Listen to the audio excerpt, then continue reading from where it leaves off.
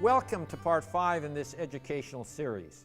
This program is focused on the entire spiritual care team, including physicians, nurses, the clinic manager, and other practice staff. Special attention, though, is being paid to the role of the chaplain on the team.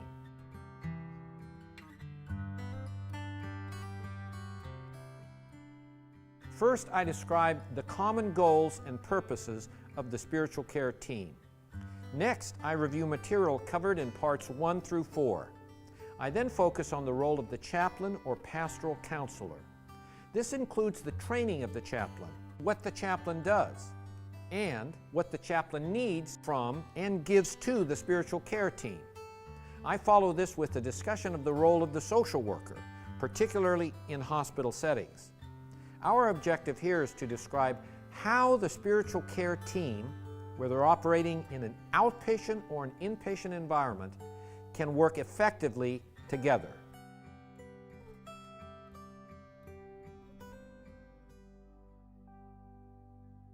First, what are the goals of the spiritual care team? Number 1, identify patients' spiritual needs related to medical illness. Number 2, address patients' spiritual needs. Number 3, follow up later to ensure that spiritual needs have been adequately addressed. Number 4, create an atmosphere where patients feel comfortable talking about their spiritual needs with the physician and other team members. Number 5, address the whole person needs of team members related to providing patient care and provide whole person medical care, including spiritual care, to all patients.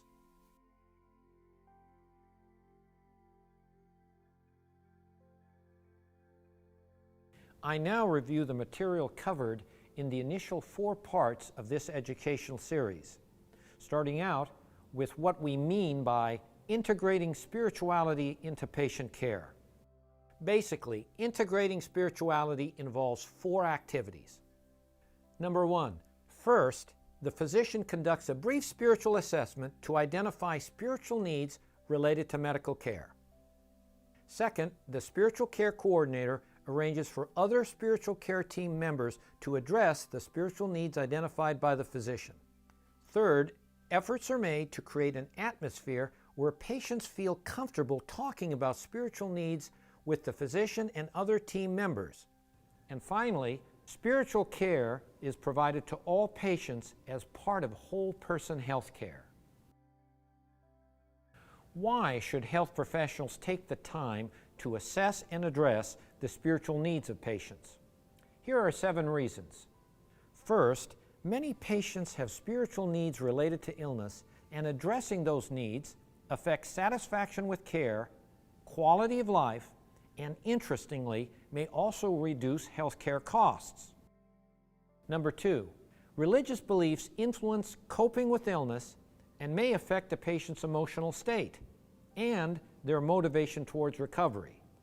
Number 3, religious beliefs affect important health-related behaviors and likely influence medical outcomes. Number 4, religious beliefs influence medical decisions made by the patient, and the religious beliefs of the physician influence the medical decisions that he or she makes for the patient. Number 5, JCAHO standards of care require that providers respect patients' cultural and spiritual beliefs, and assessment is the only way to know what those beliefs are. Number 6, support from a religious community may increase patient monitoring and improve compliance with treatment. Finally, addressing spiritual issues may benefit the health professional by providing intrinsic rewards that are associated with delivering whole person health care.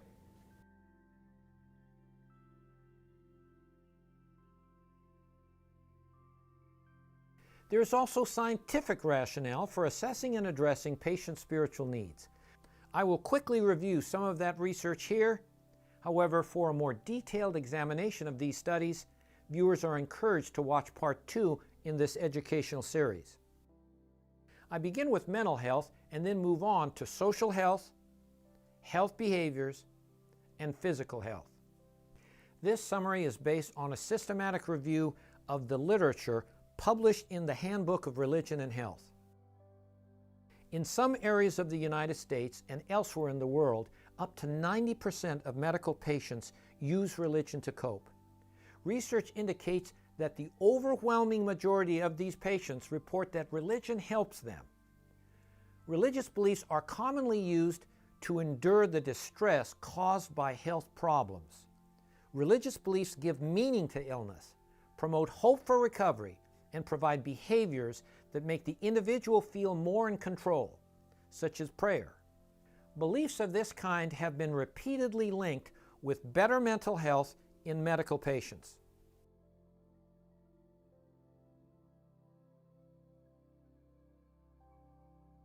How, though, is religion related to health more generally?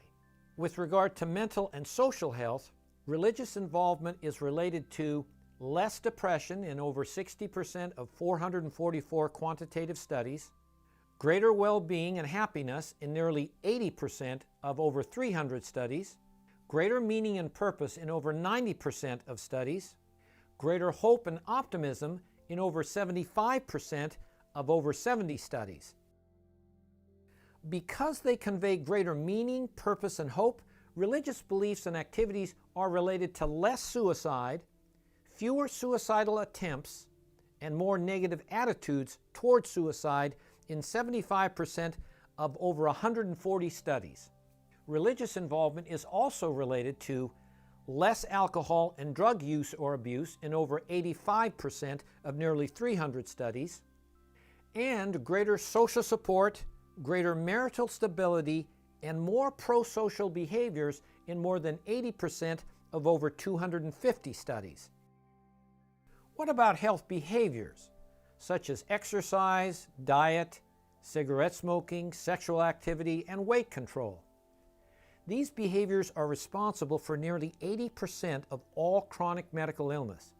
The research shows that religious persons are more likely to exercise or be physically active in nearly 70% of more than 36 studies, eat a better diet in over 60% of nearly 24 studies, have lower cholesterol in over 50% of studies, participate in less extramarital sex in over 85% of nearly 100 studies, and less likely to smoke cigarettes in 90% of over 130 studies. Unfortunately, the more religious had lower weight in only 20% of studies and were heavier than non-religious persons in 40% of studies. Despite being heavier on average, though, religious persons have better physical health than non-religious persons in the majority of studies so far.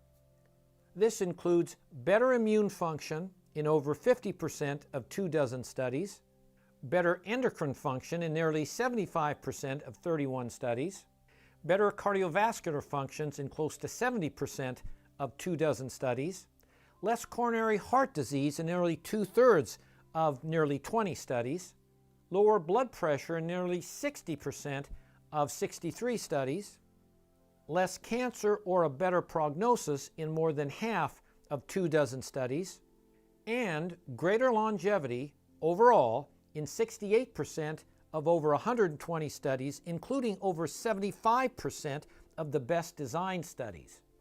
Finally, research indicates that spiritual needs are widespread among medical patients, and when these needs are not addressed by the medical team, this reduces the patient's quality of life and satisfaction with care, and can double or triple healthcare costs. Furthermore, randomized clinical trials show that when physicians conduct a spiritual assessment, this results in a better doctor-patient relationship, better compliance with clinic visits, lower depression in the patient, and a greater functional well-being.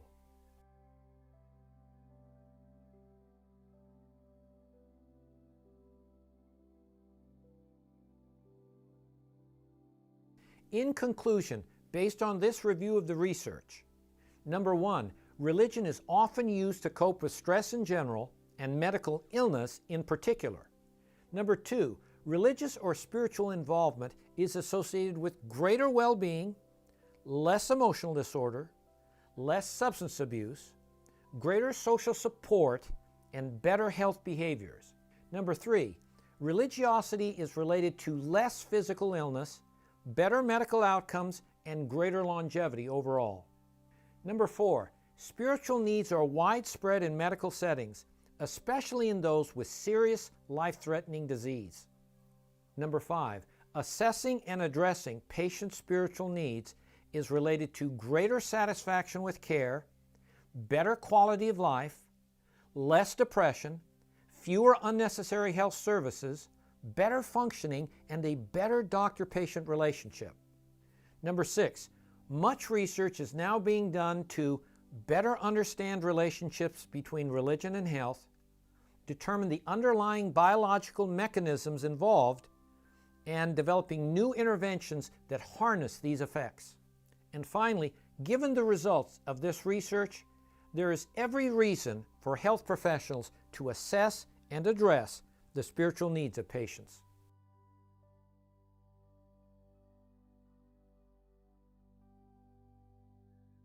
Therefore, what are we expecting of the physician? This is important for other team members to know about, since a major task of the team is to support the work of the physician. We are asking physicians to do the following. Number 1, conduct a brief spiritual assessment in order to identify spiritual needs. Number 2, arrange for someone to address those needs. Number 3, follow up to ensure that spiritual needs are met. And number 4, be willing to discuss this subject with patients while appreciating the health benefits of doing so. What do I mean by spiritual assessment? The spiritual assessment involves asking a few simple questions to identify spiritual needs related to medical illness. The purpose of the spiritual assessment done by the physician is to, number 1, make the physician aware of the patient's religious background. Number 2, determine if the patient has religious or spiritual support. Number 3, identify beliefs that might influence medical decisions and affect compliance with medical care. Number 4, identify unmet spiritual needs related to medical illness. Number 5, determine if engagement of the spiritual care team is necessary. And number 6, create an atmosphere where the patient feels comfortable talking with their physician about spiritual needs affecting medical care. Assuming the receptionist has recorded the patient's religious affiliation in the electronic medical record and the physician has access to it, the physician's spiritual assessment consists of the following 3 questions. Number 1, do you have a religious or spiritual support system to help you in times of need? Number 2, do you have any religious beliefs that might influence your medical decisions? And number 3, do you have any other spiritual concerns that you would like someone to address? The physician will then document the patient's responses in the electronic medical record. If spiritual needs are identified, the physician will alert the spiritual care coordinator so that arrangements can be made to address those needs. Finally, there should be follow-up down the road to determine if spiritual needs have been adequately addressed. The spiritual care team will assist in this regard, although the physician is responsible for ensuring that such follow-up occurs. This is the minimum requirement that we are requesting of physicians. Addressing spiritual needs begins with a spiritual assessment. Spiritual assessment is asking 3 questions. The first question really goes to the heart of the matter. Do you have a faith-based support system to help you in times of need? Yes. The response to that question gives me a good idea on where the patient is connected. If they have a community of faith, if they have friends, other people that can be involved in their care when they have needs. The second question is very helpful as a practitioner. Do you have any religious beliefs that might influence your medical decisions? No. It really helps to know that up front. We need to talk about those things before we're in a crisis. When I take a spiritual assessment, I'm entering it directly into the electronic medical record. The benefits of having it in the medical record are, number 1, that you don't forget it from patient to patient. It's also helpful if you're taking care of somebody else's patient and there's a need. Do you have any other spiritual concerns you'd like someone to address? The third open-ended question opens up the opportunity for us to talk with them further, maybe to refer them up the line to the spiritual coordinator or to the chaplain. Taking a spiritual assessment is not necessary for every patient every time, but there are some times when it's very convenient. I've found that physical exams are a great time to bring this up. Additionally, when the patient's struggling with health issues, they often want to discuss this, and it's really appropriate to talk to them about it at that time. The spiritual assessment is not a one-time event. Whenever there is a significant change in the patient's condition, the physician will want to check whether any new spiritual needs have arisen that the patient needs help with.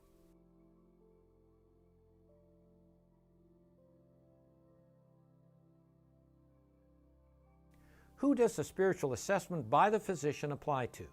In other words, what types of patients need a spiritual assessment by the physician? 5 categories of patients where a spiritual assessment is indicated are: number 1, patients with serious, life-threatening conditions.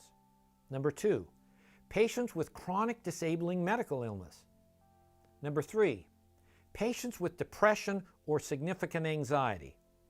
Number 4, patients newly admitted to the hospital or to a nursing home. And number 5, patients being seen for a well-patient exam when time is available to address social issues. In contrast, who doesn't typically need a spiritual assessment?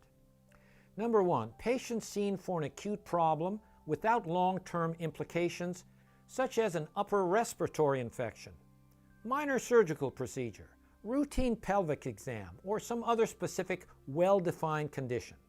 Number 2, patients seen for follow-up of a time-limited problem where there is no significant disability or challenges to coping.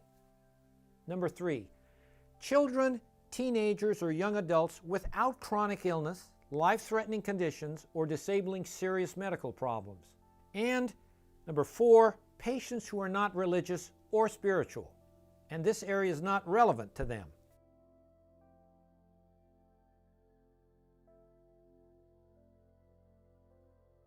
Not all patients need a spiritual assessment by the physician. However, spiritual care must be provided to all patients as part of whole person medicine. Research shows that 3/4 of the patients who come into a primary care doctor's practice would appreciate a conversation with their doctor about spiritual issues. It's our intent to address those with very simple questions that open the door for patients to express those concerns and allow doctors to address them. Providing patients with a spiritual assessment is really something that we should be doing. There's data to say that's true. We need to understand our patients. We need to meet their needs both physically as well as emotionally and spiritually. Generally, when doing the spiritual assessment, it's a few simple questions and then we move on. Now, there are times that patients have heartfelt needs, and for that I can access my spiritual care team, which is very helpful. Addressing the spiritual side of a patient's concern puts one more piece into the puzzle of restoring them to health. So what do we mean by spiritual care? Although assessing and addressing spiritual needs is part of it, spiritual care goes far beyond that. The way that ordinary health care is provided by the physician and other team members can be spiritual. By that I mean recognizing the sacred nature of the person being cared for and the holy obligation and privilege that health professionals have. More specifically, this means, number 1, providing care with respect for the individual patient, a person with a unique life story. Number 2, inquiring about how the patient wishes to be cared for, rather than providing the same care in the same way to everyone. Number 3, providing care in a kind and gentle manner. Number 4, providing care in a competent manner. And finally, number 5, taking extra time with patients who really need it.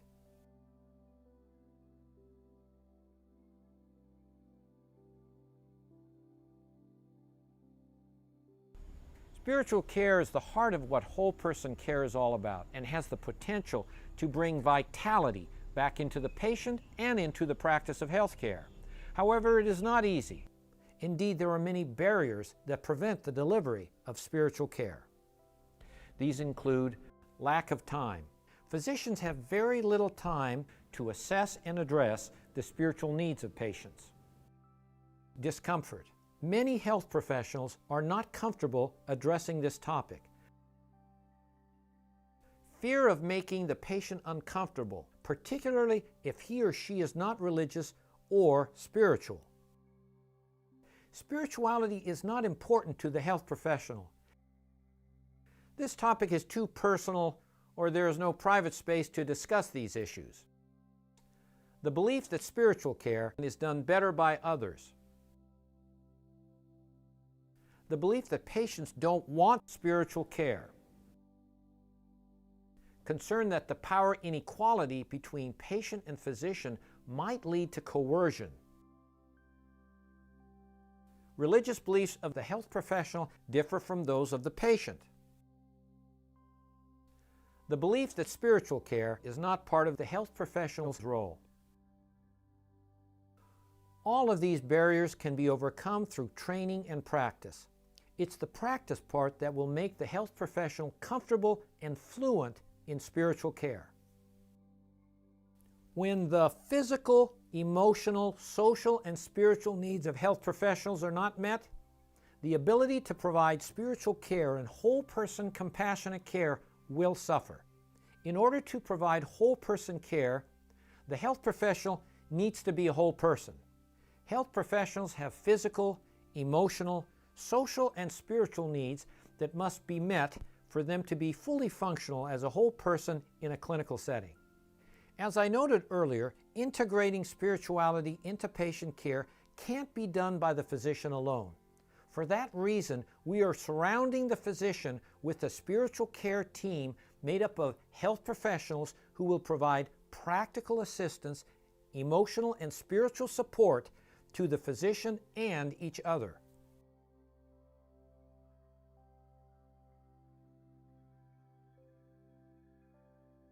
There are, however, also boundaries to providing spiritual care. Sometimes health professionals go beyond their expertise and do things that are neither sensible nor ethically justifiable. Here are 5 don'ts, most of which are pretty obvious. Number 1, don't prescribe religion to non-religious patients. If religion is good for health, you might think maybe non-believers should be encouraged to become religious. Not a good idea. Number 2, don't force a spiritual assessment if the patient is not religious. In that case, quickly switch to asking about what gives life meaning and purpose in the context of illness and how this can be supported. Number 3, don't pray with the patient before doing a spiritual assessment and unless the patient asks, or be ready for a lawsuit. While more than 2/3 to 3/4 of patients would like to pray with the health professional and deeply appreciate the offer, others do not. Number 4, don't spiritually counsel patients. Instead, always refer to trained professional chaplains or pastoral counselors. The only exceptions might be if the health professional has pastoral care training or if addressing spiritual issues is urgent and the patient refuses pastoral care or pastoral care is not available. Number 5, don't do any activity that is not patient-centered and patient-directed. Remember, it's about the patient, not the health professional. We all know that office visits are really very limited time to spend with the patient. If there's an issue that can't be handled, I can send it to my office manager.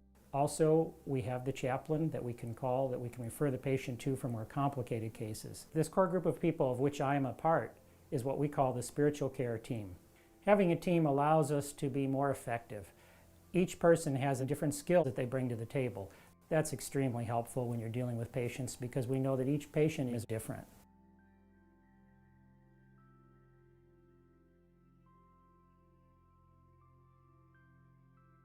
Now I'd like to say a few words about spiritual care from a team perspective. Although the physician has the responsibility to assess and document spiritual needs, he or she is not alone. The physician is surrounded and supported by the spiritual care team, whose responsibility is to address the spiritual needs of patients and ensure adequate follow-up. So, who are the members of the spiritual care team and what are their roles? First is the physician, whose role is to assess and document the patient's spiritual needs. Next is the spiritual care coordinator, who obtains information from the physician's assessment, coordinates the addressing of spiritual needs, prepares the patient for pastoral care referral, and provides spiritual support to other team members. Next is the chaplain or pastoral counselor, whose responsibilities I will outline in just a minute. In hospital inpatient settings, the social worker will work with the chaplain to develop a spiritual care plan and arrange for long-term follow-up and feedback to the team. Finally, there is the receptionist, whose responsibility is to record the patient's religious affiliation in the medical record. As a member of our spiritual care team, my role as a physician is first of all to engage the patient, make them feel comfortable so they will be able to open up about their spiritual needs and beliefs. There are times when they don't have support and they need support and they don't know where to turn. So our spiritual care team allows me to connect them with my MA, who is our spiritual care coordinator, and if needed, to a chaplain at the hospital. This network that we have formed has allowed us to meet the spiritual needs of patients that we did not have the manpower or time to do in the past. Well, you know, days get busy. We have a lot of patients to see, and sometimes we have to move on to the next patient. And so in reality, we have to work as a team, and I'm thankful that I have a team to fall back on. The spiritual care team has been proven to have benefits to patients. There's quite a bit of data saying that this is important in terms of healing, it's important in terms of patient care, and therefore we should really incorporate it into our practice. An important part of the work that we do together as a team is to have a monthly meeting. I like to think of it as a spiritual care team huddle. That gives us a time to talk about patients that have been referred through the system, to know that they have followed up, to take care of any concerns that are ongoing, and to know that, in fact, patients are being taken care of.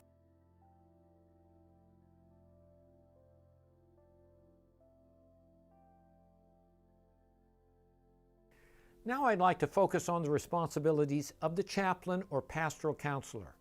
I will examine A, the unique role of the chaplain, B, the training of the chaplain, C, what a chaplain needs from the team with a referral, D, what the chaplain provides the team in response to the referral, and E, how to fully integrate the chaplain as part of the healthcare team. First, what is the role of the chaplain? The chaplain plays many roles, but there is one that is unique to this health professional. The chaplain is the only person on the spiritual care team trained to address spiritual needs. After receiving a referral, the chaplain will do a comprehensive spiritual assessment, which is quite different from the physician's brief screening assessment. The chaplain will clarify spiritual needs that are present, and then will develop a spiritual care plan to address those needs. The chaplain will work with the social worker, if available, to implement the spiritual care plan after discharge from the hospital or from the clinic. He or she will also follow up to ensure that spiritual needs are met and will provide feedback to the team. Finally, the chaplain will work with the spiritual care coordinator to address the spiritual needs of team members that are related to patient care. I think entering a person's story brings healing because you're able to connect with that person. All of us share a common story. Every human being is seeking that connectedness with each other, and we can be better people because we come alongside another human being and we can relate to them at a deeper level. I think the chaplain has a key role in a healthcare setting. The chaplain is a specialist. He's a pastor. He's well trained in how to meet people's spiritual needs. When I can refer to a spiritual specialist, it's great to have him on our team. There's been so many times when people have said that the chaplain coming to visit them just meant so much. Just knowing that someone is there that will pray with you, pray for you, and watch over you, it really makes a difference. An important part of chaplaincy is listening. It helps them to hear what they're really feeling, and it gives them an interaction with somebody who cares. As a chaplain, I have the great privilege to be a counselor, a sounding board, a resource to our staff and our patients. We have to have compassion, we have to have a good listening ear. We also have to respect where they are in their faith journey and the faith background that they bring with them. She is a great resource when we need something beyond what we can provide in our office. She can deal with the more complex issues, things that might take more time or be more challenging. When I get a referral from the spiritual care coordinator, one of the first things that I do is get that contact information and then make a phone call and then to try to assess what is their spiritual need and how can I help meet that. Then I like to sort of close the loop by calling the spiritual care coordinator or perhaps speaking with a physician and talking to them about what was the content of our meeting, what was the outcome, and then what were the recommendations that I made to the patient.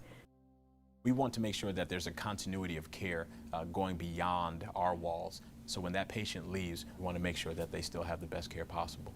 Chaplains have a connection with local churches, local ministers, local counselors, good people that they can connect with on a regular basis. As a chaplain here, I can also model what it looks like to be somebody who is kind, caring, and compassionate.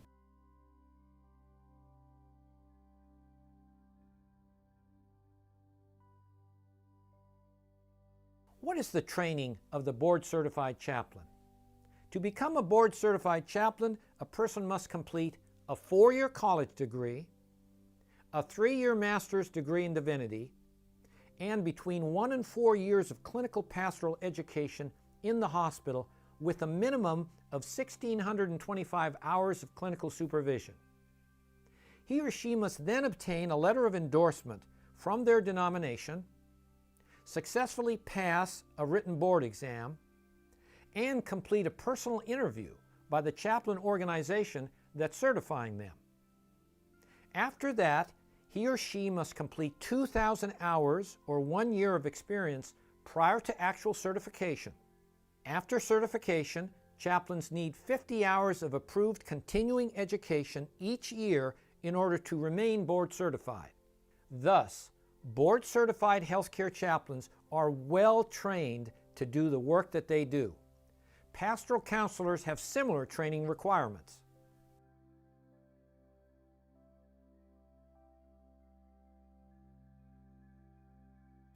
After an interfaith chaplain receives a referral and sees a patient, what exactly does he or she do? Spiritual care team members need to know what the chaplain might do because they will have to explain this to the patient when a referral is made. I've divided the activities of the chaplain here into assessment and intervention. First, the chaplain does a spiritual assessment to identify and clarify spiritual needs. This assessment is very different from the one that the physician does. The spiritual assessment that the chaplain does will differ depending on their individual style. Generally, though, the chaplain will make contact with the patient and spend time forming a relationship. During this time, the chaplain learns the spiritual language of the patient, which may or may not be religious. Much of the assessment will be spent listening to the patient talk about his or her struggles. No advice or spiritual counsel is usually offered at that time. This is also called the ministry of presence. After this, the chaplain may ask questions about the patient's religious or spiritual background and inquire about positive and negative experiences with religion. When the assessment has been completed, the chaplain will then develop a spiritual care plan to address the spiritual needs identified. The chaplain will then perform one or more specific interventions. Note that the ministry of presence, which involves simply sitting with the patient and listening, is a powerful intervention by itself. The chaplain may or may not pray with the patient, depending on the patient's preference. The chaplain may or may not read a holy scripture related to the patient's illness, again depending on the patient's preference. The chaplain may or may not provide spiritual advice, depending on the patient's request and on the patient's readiness for such advice. The chaplain may provide religious resources to the patient, as requested, such as spiritual reading material, prayer beads, a prayer rug, and so forth. The chaplain may contact the patient's clergy or mobilize the patient's faith community for support, after, of course, obtaining explicit consent from the patient.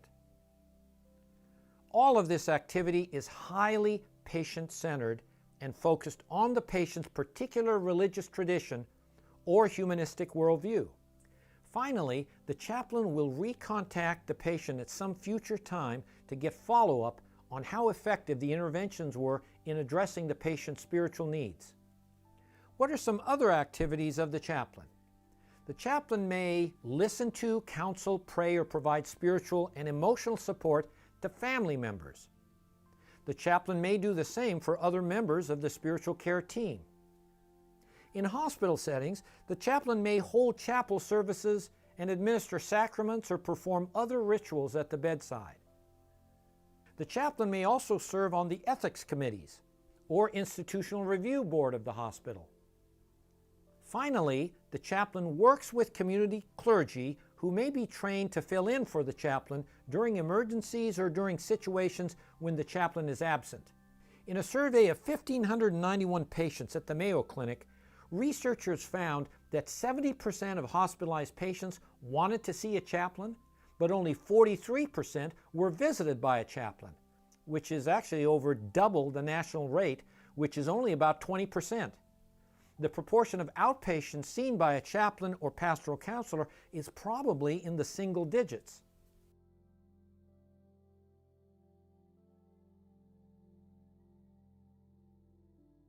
When accepting a referral, what does the chaplain need from the spiritual care coordinator?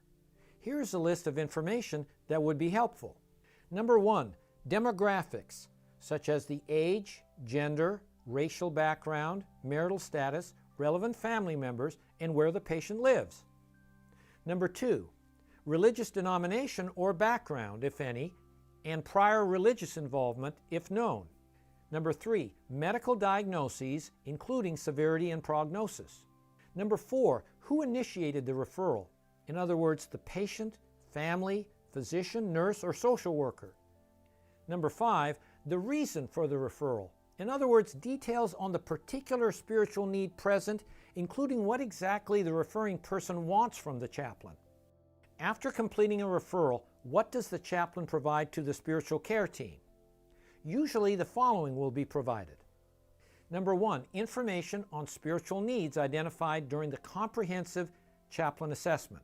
Number 2, a spiritual care plan detailing the interventions performed or interventions planned to address those needs. Number 3, follow up on how effective spiritual interventions were in addressing spiritual needs. Number 4, input to the medical care plan to help craft it around the patient's spiritual and cultural beliefs, which is likely to enhance treatment compliance. Number 5, advice on how to negotiate sensitive ethical issues that other health professionals may have little experience with. And number 6, communicate with the patient's clergy and faith group to ensure that monitoring occurs in the community or to provide transportation to the clinic visit if necessary. Whether in an outpatient or an inpatient setting, the chaplain should be fully integrated into the healthcare team.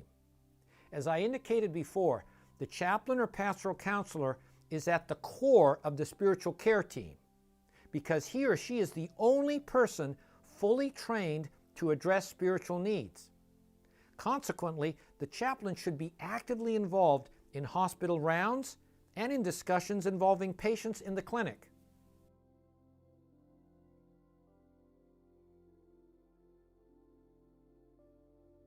In hospital settings, the chaplain will often have a close relationship with the team social worker, and some hospitals have actually combined pastoral care and social services into a single department. The reason is that spiritual needs are often closely linked with social issues, and as a result, the social worker may provide important input into the spiritual care plan. In this regard, the social worker may, number 1, contact members of the patient's faith community for support after hospital discharge. Number 2, identify a local faith community for the patient if desired. Number 3, identify a pastoral counselor after discharge and set up appointments. Number 4, help the chaplain do follow-up to determine whether spiritual needs were effectively addressed. There are many other contributions that the social worker can make to the spiritual care team. These include, number 1, identifying spiritual needs during routine social assessment. However, this would never replace the physician's assessment. Number 2, arranging referral to the chaplain or pastoral counselor if the spiritual care coordinator is not available. Alternatively, the social worker may work with the spiritual care coordinator in arranging the referral. And finally, addressing simple spiritual needs if a chaplain is unavailable or is refused by the patient. This is only for simple spiritual needs, since most social workers are not trained to address this area. Working together as a team is the right thing to do. Chaplains working with doctors, doctors working with spiritual care coordinators. Everyone is coming together for the good of the patient. It's getting to know the people that are a part of my team. So it's about developing relationships. For one thing, that means you're not alone. When you're dealing with a whole person, it's important to have different perspectives. Understanding where their spirituality comes from might help with certain treatment plans.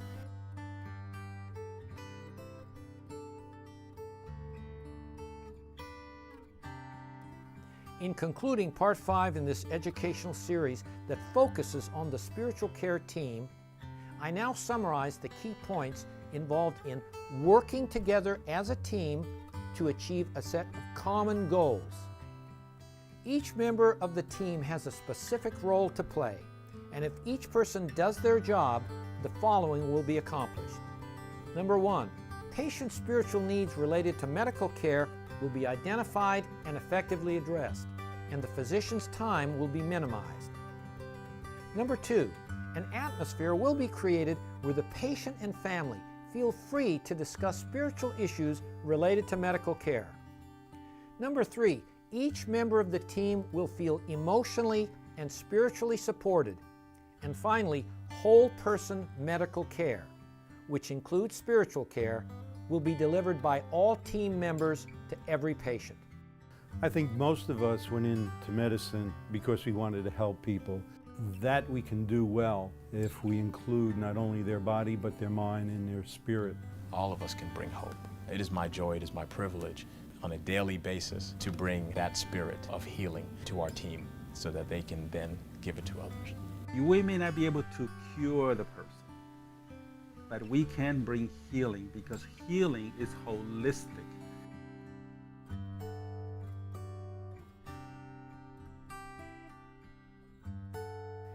I conclude this 5-part educational series by underscoring the main points we are trying to convey. First, there is every reason to assess and address spiritual needs related to medical care, based on common sense, good clinical practice, and a firm scientific rationale. Second, the physician is responsible for a brief spiritual assessment that is designed to identify spiritual needs and create an atmosphere where spiritual issues related to medical care can be discussed. Third, the rest of the spiritual care team, led by the spiritual care coordinator, supports the physician by ensuring that spiritual needs are effectively addressed.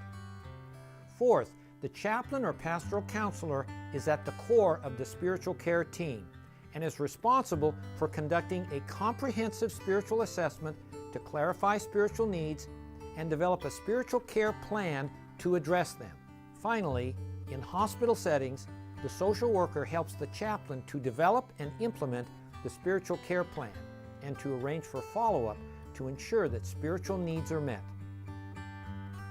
For more information on how health professionals can assess and address the spiritual needs of patients, I suggest the book Spirituality in Patient Care, 3rd edition. There is also a lot of information available on our Duke Center's website at spiritualityandhealth.duke.edu.